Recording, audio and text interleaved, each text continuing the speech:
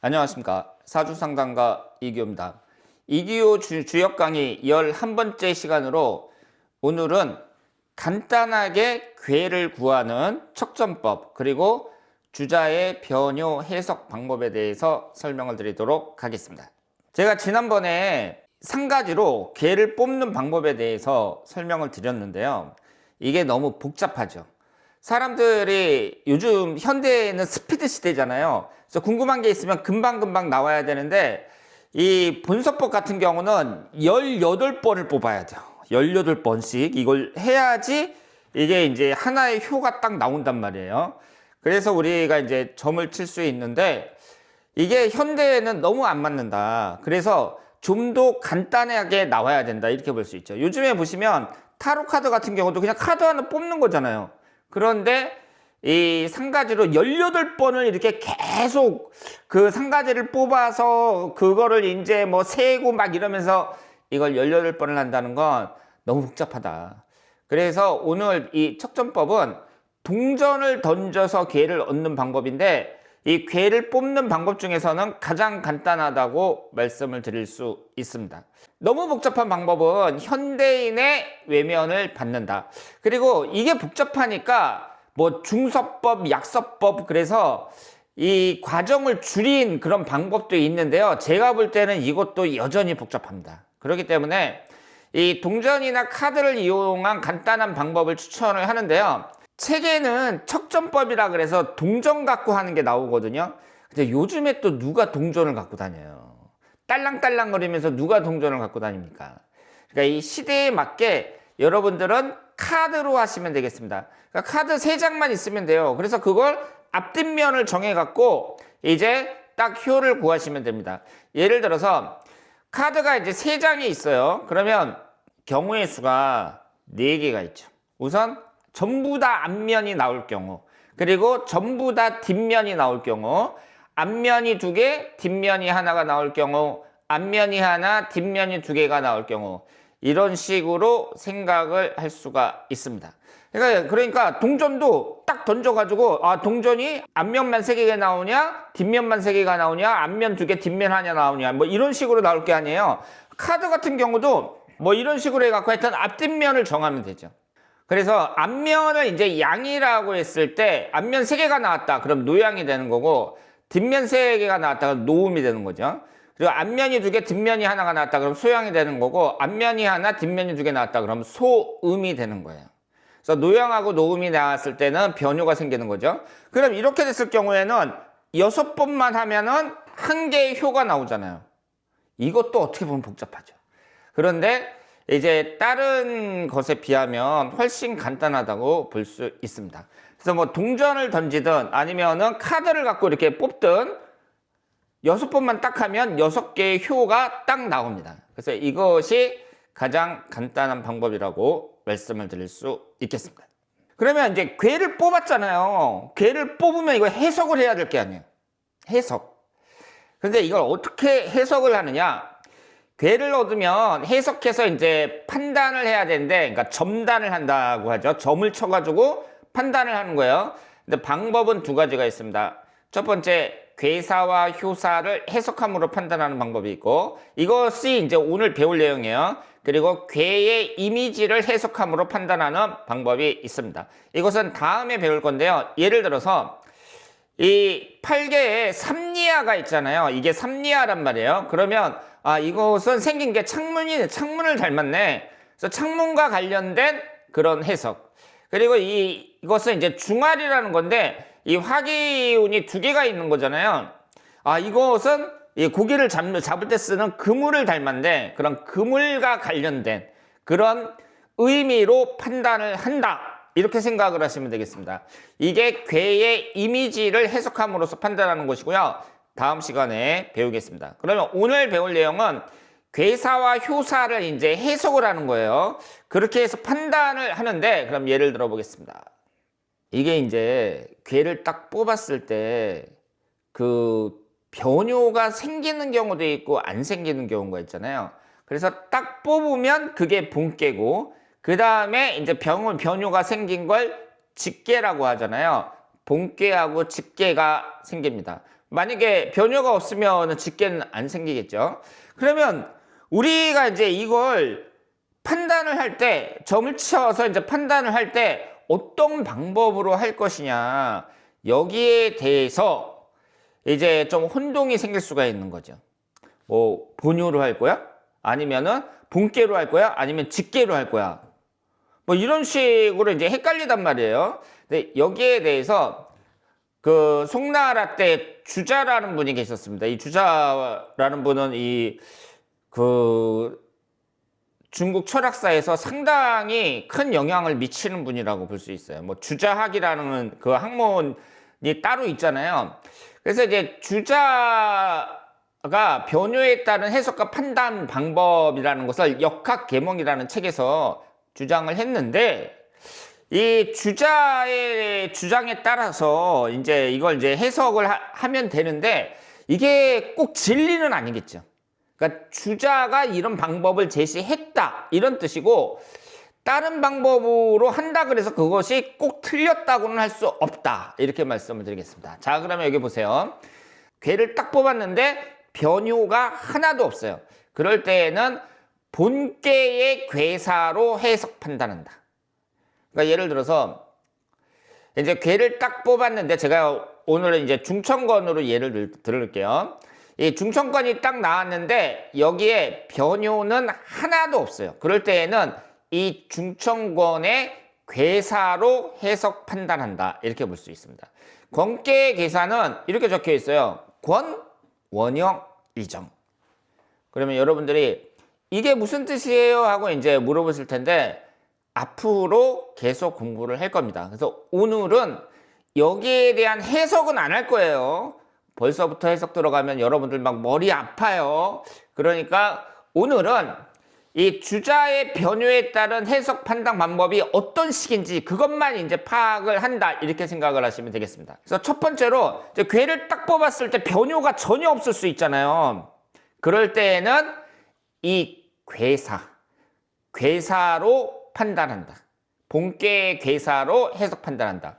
그래서 중천권이라면 건, 원형, 이정, 이 내용으로 판단한다, 이렇게 생각을 하시면 되겠습니다. 그럼 하나의 효만 변할 때가 있겠죠. 딱 괴를 뽑았는데 변효가 하나가 있어. 예를 들어서 중천권인데 첫 번째 초효가 변효예요. 그러면 이렇게 바뀌겠죠.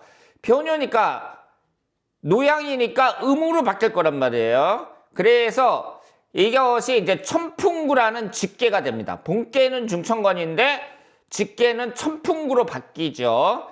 이럴 때에는, 하나의 효만 변할 때에는 본계 변효의 효사로 해석 판단한다, 이렇게 얘기를 했습니다. 그게 무슨 뜻이냐면, 이 6개의 효가 있는데 하나가 이제 변효가 된 거잖아요. 그럴 때에는 이 변환효, 첫 번째가 변했단 말이에요. 초효가. 그럼 이 초효의 내용으로 해석한다. 그러면 초효가 뭐라고 나왔냐면, 중천권 초효는 초구, 잠용, 물용, 이렇게 나왔습니다. 아, 그럼 이게 무슨 뜻이냐? 어렵게 생각하지 마시고 앞으로 이제 본격적으로 공부할 거예요. 그러니까 오늘 이 시간에는 이렇게 변효가 생겼을 때 어떤 식으로 해석하냐? 이 주자가 주장한 방법에 대해서 파악만 하시면 됩니다. 변효가 하나가 있는데 이게 만약에 초효가 변효다 그랬을 때에는 그 본계의 초효가 나타내는 그 의미로 해석한다, 이렇게 생각을 하시면 되겠습니다. 그러면 이제 변효가 2개가 생길 때도 있겠죠. 2개의 효가 변할 때, 이때에는 본계의 두 변효로 판단하지만 위의 효를 주로 삼는다. 자, 여기 보세요. 이게 이제 중천권이야. 전부 양효인데 이것이 초효하고 삼효가 이제 변효예요. 그러면은 초효하고 삼효가 음으로 바뀌겠죠. 그래서 중천권에서 천수송이라는 직계로 바뀝니다. 그러면 이걸 어떻게 해석할 거냐? 딱 괴를 뽑았는데 양이 6개가 나왔어. 그 중에 초효하고 삼효는 변효야. 이렇게 됐을 때 본계, 직계가 아니라 본계의 변환효, 초효하고 삼효를 해석을 하는데, 그 중에서 주가 되는 건 뭐라고요? 위에 있는 효. 그러니까 3효가 되겠죠. 그러면 이 중천권의 3효가 뭐라고 나왔냐면 구삼, 군자, 종일건건, 석청량, 려무구 이렇게 나와 있습니다. 뜻은 나중에 다음 시간에 설명을 드리도록 하겠습니다. 그래서 이런 식으로 우리가 이제 점을 쳐서 판단한다 이렇게 생각을 하시면 되겠습니다. 그러니까 결국은 괴를 뽑았는데 변효가 몇 개냐 그게 이제 관건이라고 말씀을 드릴 수 있겠습니다. 그러면 변효가 또 3개가 생길 수도 있겠죠. 3개의 효가 변할 때는 본계, 직계의 괴사로 판단한다. 우리가 괴를 딱 뽑았는데 양효가 6개 나왔어요. 그러면 중천권이잖아요. 그런데 초효, 3효, 5효가 변효예요. 이게 1, 3호가 노양이야, 노양. 그러면 음으로 바뀌어야 되잖아요. 그래서 이렇게 바뀌니까 화수미제라는 괴가 됩니다. 이럴 때에는 본계와 직계, 즉 중천권과 화수미제의 괴사로 판단한다. 본계나 직계나 변한 게 3개니까 세력이 비슷하잖아요. 그래서 2개의 괴사로 판단한다. 이렇게 생각을 하시면 되겠습니다. 그래서 중천권의 괴사가 건, 원양이정이잖아요. 그리고 화수미제의 이 괴사가 미제, 형, 소호, 흘제, 유기미, 무유리 이렇게 되어 있습니다. 여기에 대한 내용은 다음에 공부하도록 하겠습니다. 자, 그러면 3개의 효가 변했으니까 4개의 효가 변할 수도 있겠죠. 4개의 효가 변할 때에는 직계에 변하지 않은 2개의 효로 판단하는데 아래의 효를 주로 삼는다. 이렇게 나와 있습니다. 자, 우리가 이제 뭐 카드로 하든 상가지로 하든 해가지고 괴를 얻었어요. 그런데 이제 양효만 6개가 나온 거야. 근데 그 중에서 4개가 노양이에요. 그러면은 이렇게 바뀌겠죠. 노양은 음으로 바뀌니까 중천권이 뇌수해로 바뀝니다. 본계가 중천권, 직계가 뇌수해에 해당이 되는 거죠. 그럼 이렇게 변효가 4개일 때는 본계가 아니라 직계. 왜냐하면 변효가 더 많은 거잖아요. 6개 중에 4개니까 안 변한 것보다 변효가 더 많은 거잖아요. 그럴 때에는 직계에서 점단을 하는데 변하지 않은 효. 그러니까 4개가 변한 게 이제 직계니까 변하지 않은 효가 있잖아요. 여기 두 번째 2효가 변하지 않고 4효가 변하지 않았단 말이에요. 그러면 이 2개의 변하지 않은 효 중에서 밑에 있는 거, 위에 있는 게 아니라 밑에 있는 거, 즉 2효로 이제 판단을 한다. 그러니까 2효하고 4효 2개를 다 보고 분석을 하는데 그 중에 주가 되는 건 2효다. 이렇게 볼 수 있습니다. 그러면 내수의 2효를 보면 9, 2, 전액 3호, 득황시, 정길 이렇게 나와 있습니다. 내용은 나중에 해석을 해드리겠습니다. 그러면 이제 괴를 뽑았는데 4개의 효가 나온 경우도 있고 5개의 효가 변할 수도 있겠죠. 5개의 효가 변할 때에는 직계에 변하지 않은 1개의 효로 판단한다. 우리가 이제 괴를 딱 뽑았는데 6개가 다 양효로 나왔어. 그런데 그 중에서 5개가 변효야. 그러면 다 하나만 빼놓고 다 음으로 변하겠죠. 그래서 중천권이 본계고 지수사가 직계가 된단 말이에요. 그럼 이 지수사에서 변하지 않은 양효 두 번째죠. 2효란 말이에요. 그러면 이 2효로 점단한다. 점을 쳐서 판단한다. 이렇게 생각을 하시면 되겠습니다.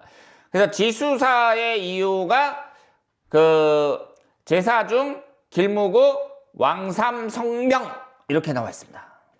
그럼 6개의 효가 다 변할 수도 있겠죠. 이럴 때에는 6개의 효가 다 변할 때에는요. 건계하고 직계, 그러니까 중천권하고 곤이지 이 2개의 괴는 용구와 용육의 효사로 판단하고 나머지는 직계의 괴사로 판단한다. 이게 무슨 뜻이냐면 중천권하고 양효가 6개 있는 중천권하고 그리고 음효가 6개 있는 중지곤, 곤이지 이 두 개는 효가 7개예요. 6개의 효 다음에 용구, 용육이라 그래갖고 용효가 하나씩 더 있어. 그래서 중천건이 만약에 6개가 다 변효가 나왔다 그랬을 때에는 용구로 판단을 하고, 그리고 중지곤이 만약에 다 변효다 그랬을 때에는 용육으로 판단을 한다. 즉 중천건하고 중지곤에만 있는 이 용효로 판단을 한다. 그리고 나머지는 전부 뭘로 해석한다? 직계의 괴사로 판단한다. 이렇게 생각을 하시면 되겠습니다. 예를 들어서 중천건이 나왔는데 전부 다 변효란 말이에요. 그랬을 때는 이 용효가 뭐라고 나왔냐? 용구, 경군용, 무스길 이렇게 나왔습니다. 자, 그러면 오늘은 괴를 뽑았을 때 이 괴를 어떤 식으로 해석을 하느냐, 두 가지 방법이 있는데, 하나는 괴사와 효사를 보는 방법, 하나는 괴의 이미지를 보고 판단하는 방법, 이 두 가지가 있는데 오늘은 괴사와 효사를 보고 판단하는 방법에 대해 말씀을 드렸고, 이것이 이제 어떤 식으로 보느냐는 딱 정해진 건 없죠. 그런데 그 중에서 가장 유명한 것이 주자가 주장한 내용이에요. 그래서 주자의 변효에 따른 해석과 판단 방법에 대해서 역학계몽에 나온 내용인데 설명을 드렸습니다. 자, 그러면 다음에 더 좋은 내용으로 찾아뵙도록 하겠습니다. 대단히 감사합니다.